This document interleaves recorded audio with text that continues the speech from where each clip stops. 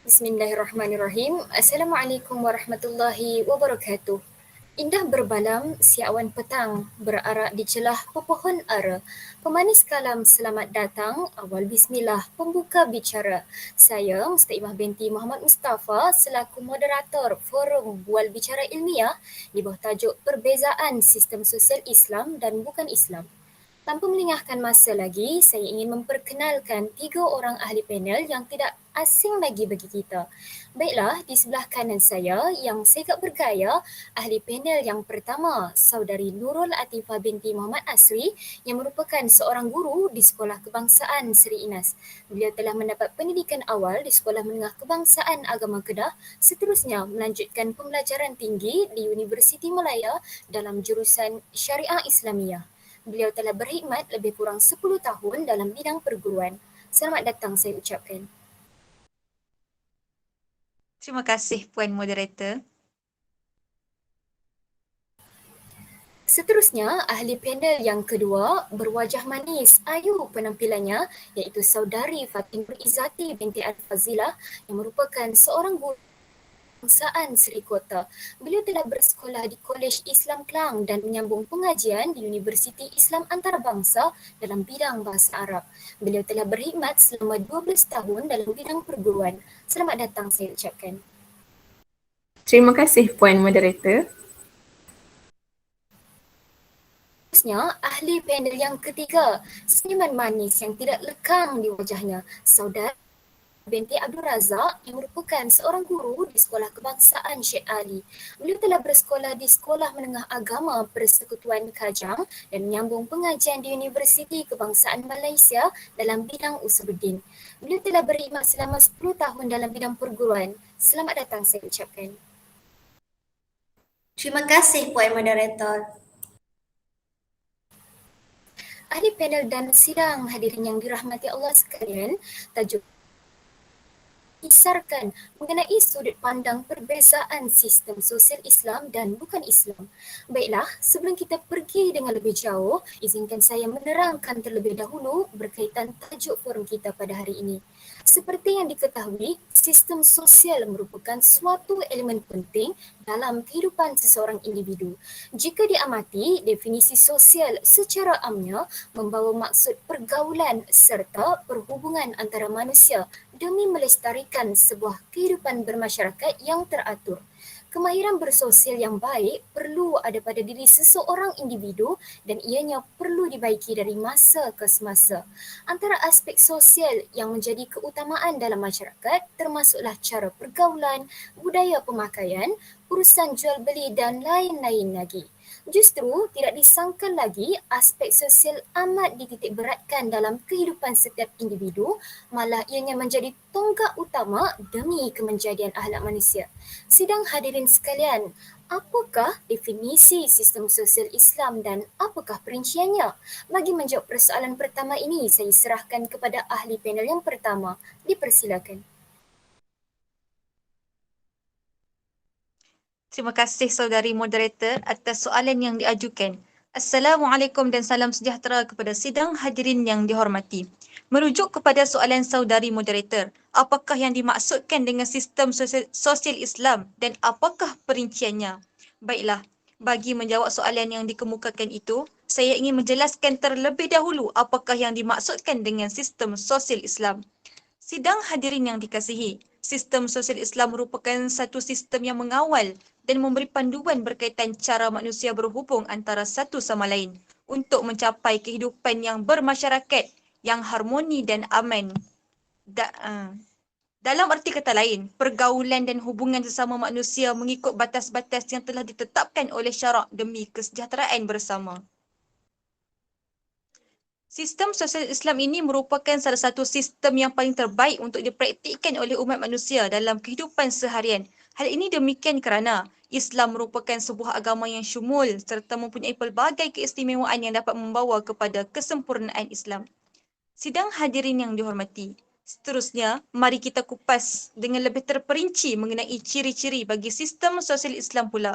Dalam hal ini, ingin saya tekankan berkaitan 5 ciri utama dalam sistem sosial Islam yang boleh diketahui. Cirinya pertama ialah bersifat Rabbani iaitu dicipta oleh Allah. Hal ini bermaksud sistem sosial Islam adalah bersumberkan daripada Allah dan ianya bukan ciptaan ataupun rekaan manusia. Misalnya dari segi hukum, konsep, prinsip dan nilai yang terdapat dalam Islam. Tambahan pula, ianya juga adalah berteraskan kepada pegangan yang utama iaitu Al-Quran dan Al-Hadis. Ciri yang kedua pula ialah perhubungan sesama manusia adalah atas dasar takwa dan keimanan kepada Allah. Dalam hal ini menjelaskan bahawa setiap hubungan sosial antara manusia itu adalah bertujuan untuk mendapatkan keredaan daripada Allah serta demi membina ukhuwah Islamiah yang sejati. Misalnya, setiap manusia akan saling berkelakuan baik sesama sendiri dan saling ingat mengingati tentang amar makruf nahi munkar, yakni perkara yang perlu dilaksanakan serta perkara yang perlu dijauhkan dalam kehidupan. Ciri yang ketiga pula ialah pergaulan sesama manusia adalah mengikut lunas-lunas Islam. Dalam sistem sosial Islam, manusia dikehendaki untuk sentiasa menjaga batas-batas pergaulan. Misalnya, pergaulan antara lelaki dan perempuan yang bukan mahram, yakni ikhtilat terutamanya. Sehubungan dengan itu, setiap umat manusia perlulah menjalinkan hubungan sosial mengikut landasan yang sebenar iaitu yang telah ditetapkan oleh syarak. Seterusnya, ciri yang keempat ialah sentiasa mengamalkan akhlak yang mulia dalam kehidupan. Sistem sosial Islam juga amat menekankan nilai akhlak yang mulia dalam kehidupan umat manusia. Misalnya, saling hormat menghormati, bertolak ansur, berkasih sayang dan tolong-menolong antara satu sama lain. Hal ini tidak lain tidak bukan adalah hanya untuk membina hubungan yang positif sesama manusia. Seterusnya, ciri yang terakhir ialah sentiasa mengutamakan kepentingan umum berbanding kepentingan individu.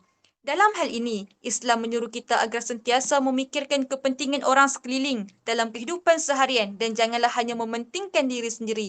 Misalnya, kita perlu cakna dan akan kehidupan keluarga, jiran dan rakan-rakan yang dalam kesusahan, iaitu dengan menghulurkan bantuan, sering menziarahi serta sering mendoakan kesejahteraan mereka. Dengan cara ini, ia dapat membantu dalam mengeratkan lagi hubungan silaturahim antara satu sama lain.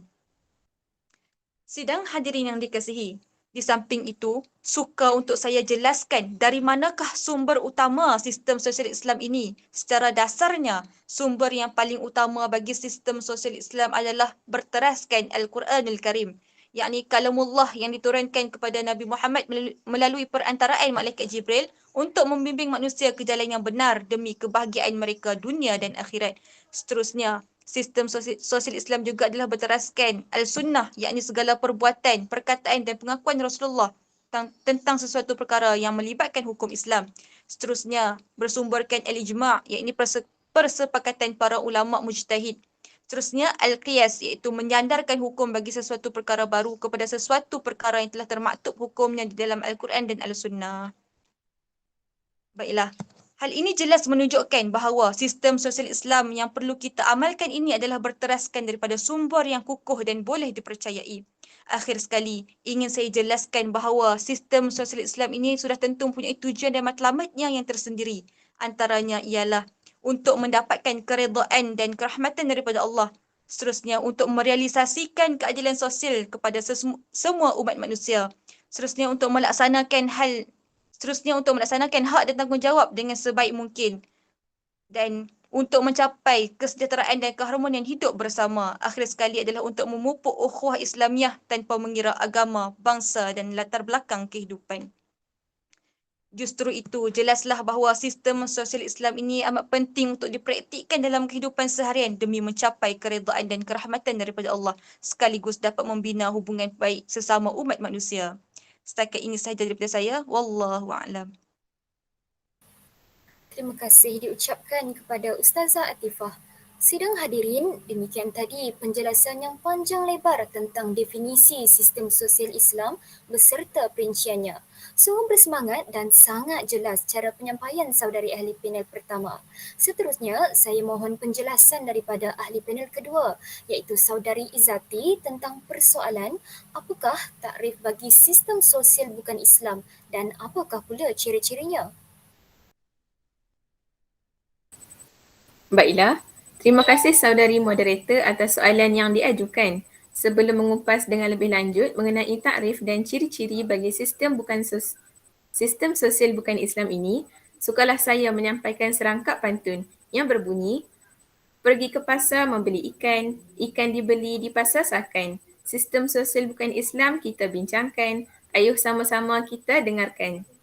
Assalamualaikum dan salam sejahtera saya ucapkan. Sidang hadirin yang dihormati. Secara amnya, sistem sosial bukan Islam merujuk kepada norma sosial, budaya pemikiran, darjat serta kedudukan individu dan lain-lain lagi. Ini bererti aspek sosial bagi orang bukan Islam hanya berunsurkan kepada hal-hal keduniaan semata-mata demi mencapai sebuah kehidupan yang mewah dan bernilai pada pandangan masyarakat. Jika ditelusuri, terdapat banyak ciri bagi sistem sosial bukan Islam yang dapat dirungkaikan dan dianalisis secara lebih mendalam. Justeru, pada forum kita pada kali ini, saya ingin menjelaskan 4 ciri utama untuk pengetahuan kita dalam menelusuri kehidupan pada era kini. Sidang hadirin yang dikasihi sekalian, ciri pertama sistem sosial bukan Islam yang ingin dihuraikan ialah pergaulan sesama manusia yang tiada batasan had. Umum mengetahui bahawa masyarakat bukan Islam amnya bebas bergaul dengan sesiapa sahaja walaupun dengan individu berlainan jantina. Bukan itu sahaja, malah mereka juga tidak mempunyai batas-batas pergaulan yang perlu diikuti dan dipatuhi. Ini akan membawa kesan negatif kepada diri seseorang seperti mencalakan maruah dan kehormatan diri, menimbulkan fitnah dan lain-lain lagi. Misalnya, lelaki dan perempuan tinggal di rumah yang sama walaupun tidak mempunyai sijil nikah yang sah. Perkara sebegini dianggap biasa bagi masyarakat bukan Islam dewasa ini. Seterusnya, ciri yang kedua bagi sistem sosial bukan Islam ialah perhubungan antara manusia adalah atas dasar pangkat dan ketinggian darjat. Jika ditelusuri, masyarakat bukan Islam lebih memandang kepada aspek jawatan yang disandang berbanding untuk mencapai keharmonian hidup sejagat. Seseorang yang mempunyai jawatan tertentu akan lebih disegani dan dimuliakan pada pandangan umum. Malah, individu yang berkedudukan tinggi ini akan bergaul dengan kelompok mereka sahaja dan mengabaikan golongan bawahan. Ini amatlah bertentangan dengan konsep bagi ajaran Islam yang memerintahkan umatnya untuk meraikan ke semua pihak sama ada masyarakat biasa atau yang berkedudukan. Seterusnya, ciri ketiga bagi sistem sosial bukan Islam yang ingin dikupas ialah tidak mementingkan nilai akhlak yang terpuji dalam hidup.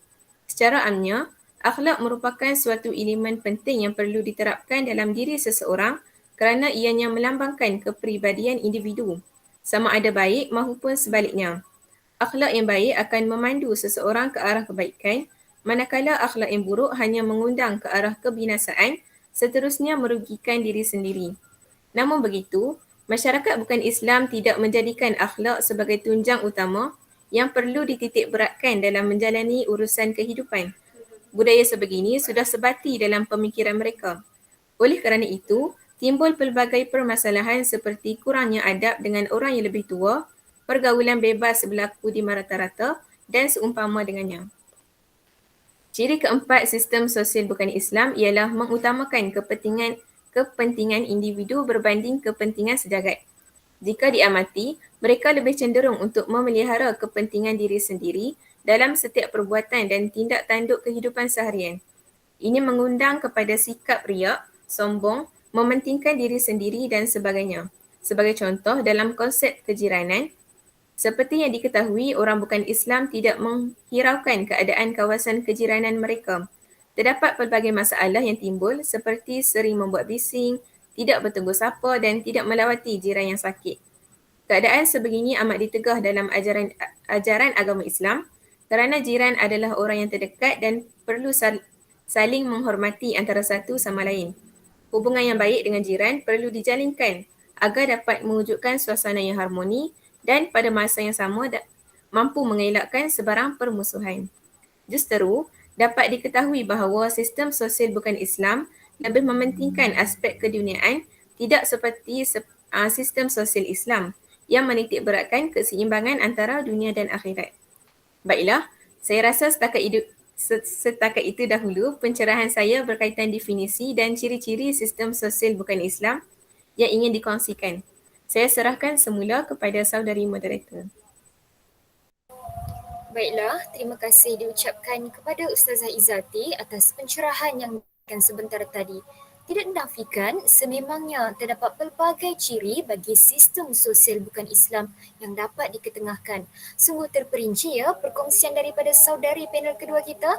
Baiklah, hadirin yang dikasihi, kita sudah mendengar kupasan menarik daripada ahli panel pertama dan kedua berkaitan definisi beserta ciri-ciri sistem sosial Islam dan bukan Islam.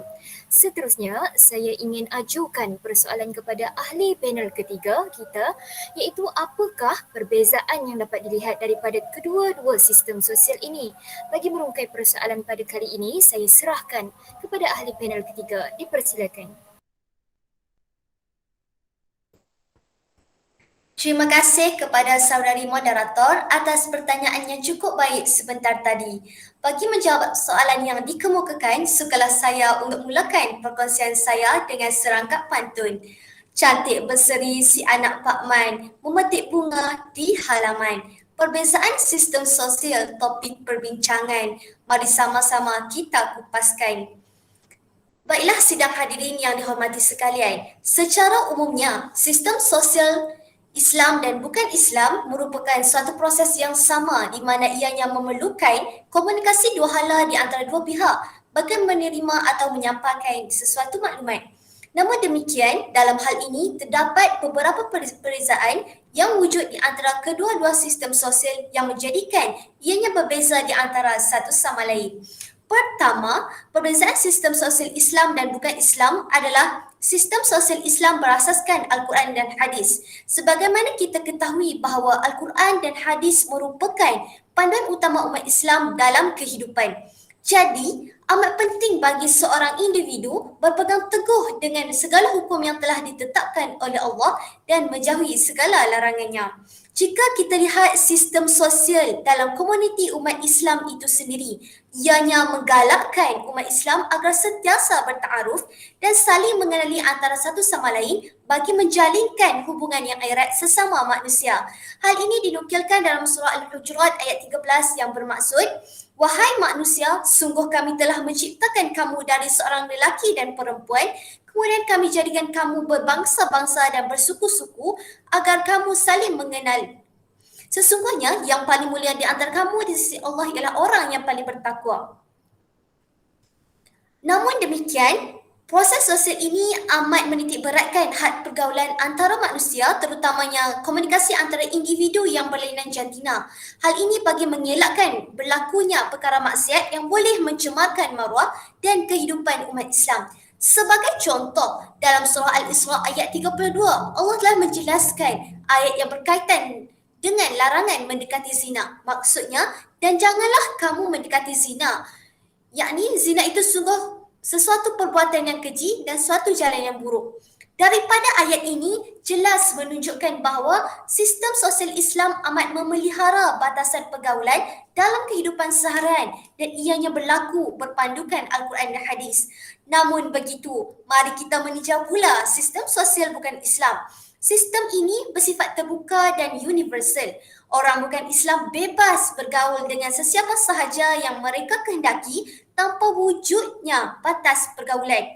Sebagai contoh, jika kita lihat di negara barat, mereka membenarkan LGBT, iaitu hubungan sejenis berlaku dalam kehidupan masyarakat. Perkara ini sering dipandang remeh oleh masyarakat bukan Islam kerana mereka menganggap perkara ini perkara biasa dalam kehidupan. Bukan sekadar itu, malah mereka juga bersekedudukan di dalam sebuah rumah walaupun tidak mempunyai hubungan yang sah dan halal. Justru, hal ini amat bertentangan dengan sistem sosial Islam yang sebenar di mana ianya menuntut umat Islam agar sentiasa memelihara batas pergaulan dan mentaati setiap suruhan Allah yang telah dinyatakan dalam Al-Quran dan Hadis. Hadirin yang dikasihi sekalian, berikutnya sistem sosial Islam juga menitik beratkan ukhuwah persaudaraan sesama Muslim. Sebagaimana kita ketahui bahawa pembinaan hubungan yang baik dalam ajaran Islam membawa kepada kesejahteraan hidup di dunia dan di akhirat. Masyarakat Islam saling bekerjasama dan membantu antara satu sama lain bagi meringankan beban seseorang individu.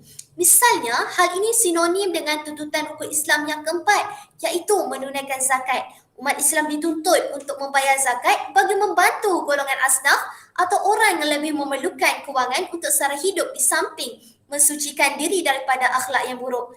Melalui pembayaran zakat ini, ianya berupaya mengukuhkan hubungan persaudaraan dan memupuk nilai kasih sayang antara pemberi dan penerima zakat. Impaknya, hubungan yang di mana ini mampu menghapuskan jurang perbezaan taraf kehidupan seseorang. Oleh itu, berdasarkan sistem zakat ini jelas memaparkan bahawa agama Islam amat mementingkan sistem sosial yang membentuk kebajikan umatnya agar seluruh masyarakat dapat menikmati kehidupan yang sejahtera dan adil tanpa wujudnya penindasan. Walaupun begitu, ianya berbeza dengan sistem sosial bukan Islam di mana mereka mengira kedudukan dan warna kulit seseorang. Dalam dasar apartheid, golongan bukan Islam ini telah mengamalkan diskriminasi perkauman kerana mereka menganggap golongan berkulit putih lebih mulia dan dihormati berbanding dengan golongan kulit hitam. Bukan sekadar itu, malah masyarakat India juga mereka mengamalkan sistem kasta, iaitu sistem yang membezakan manusia mengikut kelas tertentu berdasarkan tahap kewangan, pekerjaan atau pangkat. Sistem ini bertujuan mempamerkan penguasaan seseorang yang berdarjat tinggi ke atas kelompok manusia yang lain. Kesannya, hal ini akan mewujudkan jurang perbezaan antara golongan bangsawan dan golongan rakyat biasa serta tidak dapat membentuk hubungan sosial yang mesra antara masyarakat dalam proses komunikasi seharian. Justru itu, hal ini jelas menunjukkan bahawa sistem sosial bukan Islam amat bercanggah dengan sosial Islam yang menitik beratkan ukhuwah persaudaraan sesama Muslim tanpa mengira kulit atau bangsa. Hal ini bertepatan dengan hadis Rasulullah yang bermaksud, seseorang kamu tidak benar-benar beriman sehingga dia mengasihi saudaranya sebagaimana dia mengasihi dirinya sendiri. Riwayat Al-Bukhari dan Muslim. Yang terakhir hadirin sekalian, perbezaan sistem sosial Islam dan bukan Islam adalah sistem sosial Islam mementingkan pemupukan nilai dan akhlak yang baik dalam diri setiap masyarakat, manakala sistem sosial bukan Islam kurang menerangkan pembinaan akhlak di dalam diri. Sebagai contoh, umat Islam haruslah sentiasa menghormati orang yang lebih tua dengan bercakap menggunakan bahasa yang lemah lembut dan sopan. Tambahan lagi, mereka juga haruslah memelihara kehormatan diri dan berpakaian menutup aurat agar tidak menimbulkan fitnah dalam kalangan masyarakat. Perkara ini berbeza dengan sistem sosial bukan Islam, di mana mereka bebas melakukan kegiatan yang tidak bermoral, termasuklah minum arak, melakukan seks bebas dan sebagainya. Natijahnya, hal ini berupaya mengundang kepada keruntuhan moral seseorang individu dan juga institusi sesebuah masyarakat. Oleh hal yang demikian, sudah terang lagi bersuluh bahawa terdapat pelbagai perbezaan antara sistem sosial Islam dan bukan Islam yang memberi impak yang besar kepada kehidupan masyarakat. Justru itu, sebelum saya mengundur diri, saya ingin titipkan satu persoalan kepada semua berkaitan dengan perbezaan kedua-dua sistem ini. Persoalannya, berdasarkan perkongsian sebentar tadi, sistem yang manakah banyak memberi manfaat kepada pembinaan hubungan sosial sesebuah masyarakat yang sejahtera? Renungkanlah. Sekian, itu sahaja daripada saya. Saya kembalikan semula majlis ini kepada saudari moderator.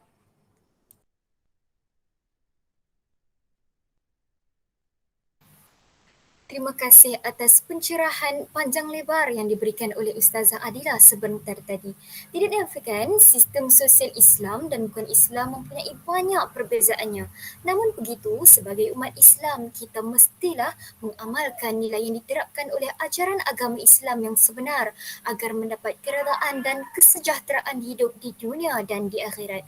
Bukan sekadar itu, malah hubungan sosial yang erat juga dapat dipupuk dalam kalangan masyarakat bagi menikmati kehidupan yang aman damai tanpa permusuhan dan perbalahan. Justru demikianlah penjelasan ahli-ahli panel berkaitan sistem sosial Islam dan bukan Islam serta perbezaannya.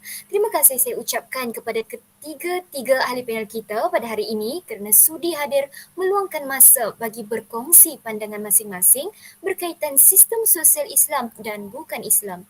Moga apa yang kita dapat hari ini memberikan sedikit pencerahan dan input yang bermanfaat kepada kita. Nampaknya masa amat mencemburui kita. Jadi, rumusan yang ingin saya simpulkan pada hari ini ialah sistem sosial amat penting dalam mencorak kehidupan masyarakat yang sejahtera.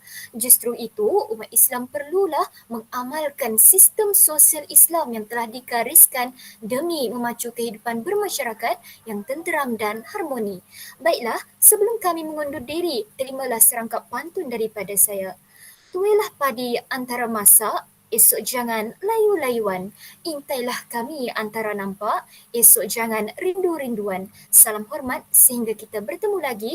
Akhir kata, Assalamualaikum warahmatullahi wabarakatuh.